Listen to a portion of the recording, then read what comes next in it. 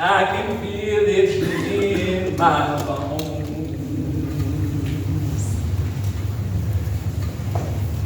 Hi there. My name is Betsy. Betsy Locust. I come from a long, long time ago, and I now reside in a place we colored folks call Glory Land. I was born in 1763 in what would later be called Wake County, North Carolina, after the Revolutionary War. My mama said it was one fine morning with frost on the pumpkins, which means sometime in the fall of the year.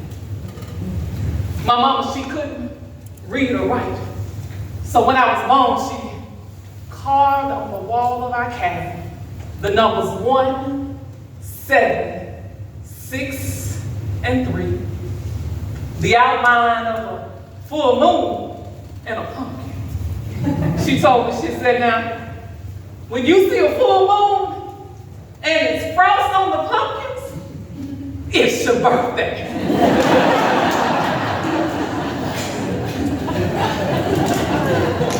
I discovered I could sing when I was 5 years old.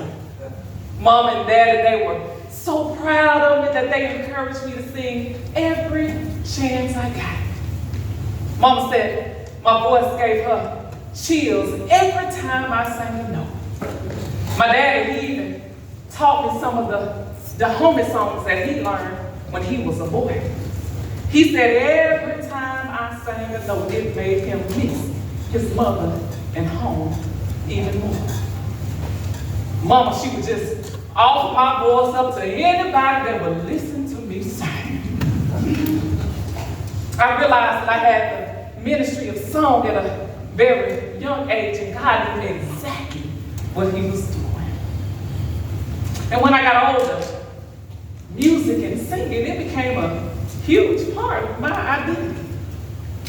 I love the old gospel and spiritual songs that my people used to sing when they were working on the farm and in the fields. Daddy told me that the homie believed that music was medicine to the soul, and it brought peace and healing to all who could sing. He told me that I could use my voice during hard times to give my people a hope for a brighter future, that there was freedom in our future if they only trusted and believed in God. Many say I got the gift of song from my daddy's ancestors.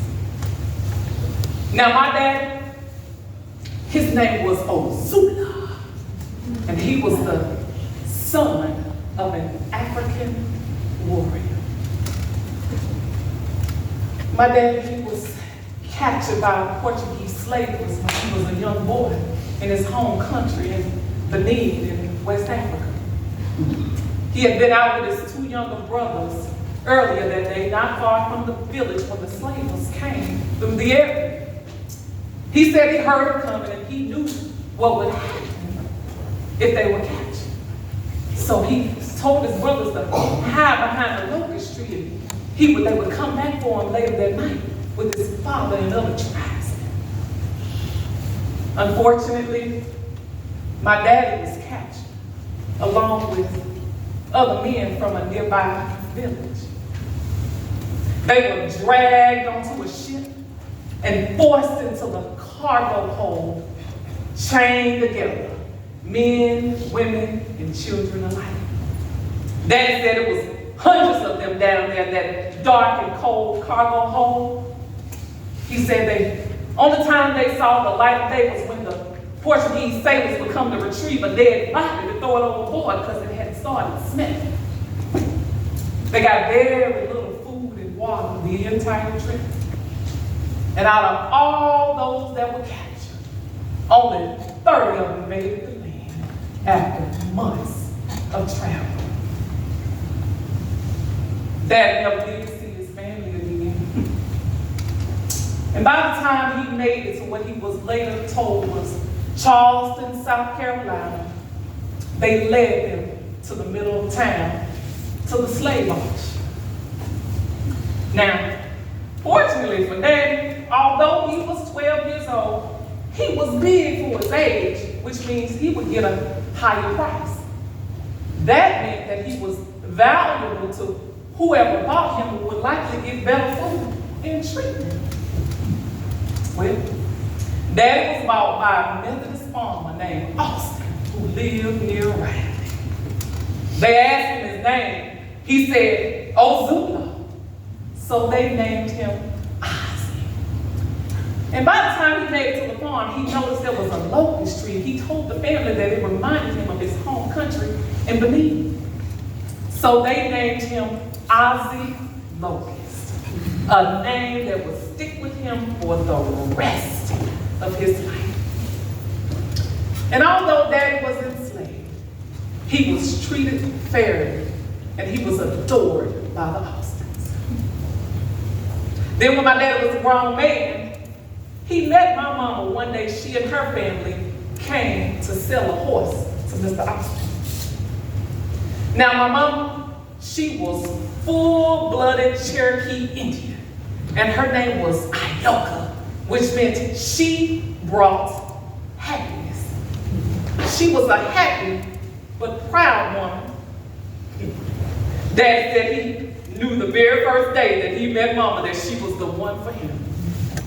And the Austins agreed to let Dad marry Mama, one, because they knew Mama would be an asset to the farm, and two, it would keep my daddy from running away for freedom in the north. Soon after they married, my two brothers was born. First it was my brother Valentine, and then my brother Austin. Then later on, I came along. Life was good for the Austin family and for my family too. They even allowed me to learn to read and write with the understanding that I must never tell anybody. Mr. Austin began to rely on my dad to run the farm and even spoke of giving him his freedom if he remained there after he gave it to him. We had a nice cabin with 3 bedrooms and our own garden and chickens to raise. Then, when I was 16 years old, Mr. Austin, he bought this tall, ebony, colored teenage boy from the neighbors who would need money. Mr. Austin had cleared more farmland, and my dad was needing more help on the farm. His name was Jebediah. And like me, Jebediah, he had an African daddy and a Cherokee mother. Not too long after he got to the farm, he was following me around, and he would pick me the prettiest of flowers, and he went on to ask my dad if he could marry me, ask me for my hand in marriage. My daddy said, well, if she'll have me, it's all right with me. So, we got married, or jumped the broom, which was custom during our time because slaves weren't allowed to get a legal marriage. And as promised, not long after that, Mr. Austin stuck to his word. He gave my daddy his freedom, but only him, and not the rest of us. He told me, he said, if you work 10 more years, I'll give the rest of your family freedom thereafter. Then tragedy struck the farm, and it was hard times for all of us. War had been brewing between the American colonies and the British for years. Then in 1776, it hit real close to home. My granddad, he was the chief of the Cherokee Indians. And he rode alongside the British militia because he said that those white Carolina settlers had stole his people's land. My grandfather would lose his life at the Battle of Tallahassee, which was one of the bloodiest battles in North Carolina during the war. Soon after that, my daddy would lose his life as a result of being kicked in the head by a horse he was trying to shoot. It was because Mr. Austin's son and my brother Valentine, they wanted to ride alongside the North Carolina militia to fight the British. My daddy, he lay in that coma for 3 days, and then he passed away peacefully. Then my brother Valentine, after the war, he received a lifelong pension as a result of his service during the American Revolutionary War.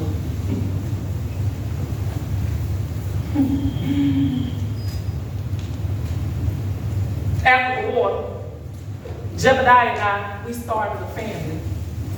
First it was my sweet Hannah, and then my son James, and then came her brother Moses. Jebediah always spoke of leaving Wake County, North Carolina for the new frontier in Tennessee. And since my daddy had passed, Mr. Austin relied on him more and more to run the farm. He even spoke of giving him his freedom along with myself and the children. And once he had went on, my brother Valentine would take his place and get the same opportunity. Things were good on the farm for a while, and then tragedy struck yet once again. In 1790, Jebediah and Valentine, they were out hunting when they ran into some bandits that was looking for guns and money. They told them to drop their weapons, and when they wouldn't, the leader of the bandits, he pulled out a musket and he shot poor Jebediah straight through the heart. Valentine, he was able to run and he escaped back to the farm. Mr. Austin, he rounded up neighbors to go after the bandits, but by the time he got there, they had vanished into the wilderness. You see, during that time, if you were colored, you were fair game to the mountain hunters. I was overcome with grief. I had made all of these plans to move to Tennessee to freedom with my family. Now my mom, who was also free and was now going by her white name of Ioka Mary, made the most courageous sacrifice. She told Mr. Austin, she said, "I work as your indentured servant for 7 years if you allow my daughter and her children to go to Tennessee to freedom." After much discussion, the Austins, they accepted. I later learned that another family, the Thomas White family, they were journeying to Tennessee as well, to homestead a land grant near North Nashville, near the Red River. They asked if we wanted to journey along with them because they knew it was safety in numbers. And of course, I said yes. So, we made preparation to journey on foot and horse. I'll never forget the day we were leaving for our new home. Mom came to bathe me and the children goodbye. Now, if you know anything about Cherokee Indians, they show very little emotion and sadness. But that day, my mama, she cried and she hugged me and the children. And I told her, I said, "Now, Mama, as soon as these 7 years are up, we coming back to get you to take you to Tennessee with us." But little did I know, just before the 7 years was up, Ioka Mary would die from influenza. Then in 1798, we made it to a little town called Springfield that was known for its abundant water supply nearby. We lived on the farm with the Thomas White family and a little cabin near Carr's Creek. I was finally able to enjoy the breath and smell of freedom for me and my children. And one of the reasons why Jebediah wanted to leave Wake County, North Carolina, was that they had recently passed a new law that said if a former slave had been freed or manumitted, he had 6 months to leave the state, or he could be enslaved again. Jebediah had spoken with a long hunter named Elmwood who said they wanted free blacks in Tennessee. that they could vote and go to school in their part of Tennessee if they were male and they owned land. Then another tough day happened to me and my family. Hannah, my sweet 15-year-old Hannah, who was beautiful with black piercing eyes and a smile like no other. She was out picking blackberries one day, not far from the cabin, when some runaway slave hunters spied her in the creek. They rolled in and they snatched her up and they tied her to the back of a pack mule, and they headed west towards the Red River. The reason why I know this is because my son Moses, my youngest son Moses, he was farther up the creek and he heard Hannah screaming for help. By the time he got to where he heard the scream, they had vanished into the distance. We went into Springfield to let the sheriff know that a free black woman of color had been taken to see if we could get some help in getting her back. He told us that his horse had gone lame and he likely wouldn't be able to help us till the next day. And by the time he was able to help, they had vanished without a trace. Now, I later did hear that they caught passage on a flatboat at Port Royal, bound for the Mississippi River, headed south to New Orleans. I was heartbroken. First it was my sweet Jebediah, and then my mama, my daddy, and now my only daughter. I wrote the newspapers. I even talked to the governors, begging for information, any news of them or him. I was never to see my sweet Hannah again, alive. It was at that moment that I realized that Tennessee or any other slave state was no place for me or my family. I couldn't stand the thought of constantly looking over my shoulder or being afraid that someone or somebody would kidnap us and chain us and put us back to slavery. So we moved to northern Ohio to live. Then, in 1881, I caught the scarlet fever that was going around. And after 3 days, I went to be with my beloved Jebediah, my daddy, and my mama in glory. And oh, what a heavenly reunion it was that day. Now, my time is up, and I must go. But I want to thank you all for listening to my story. And I always remember that if you love God with all your heart, you too will get to go to glory someday. May God bless you, and may God keep you. That's why I'm gonna stand up, take my people.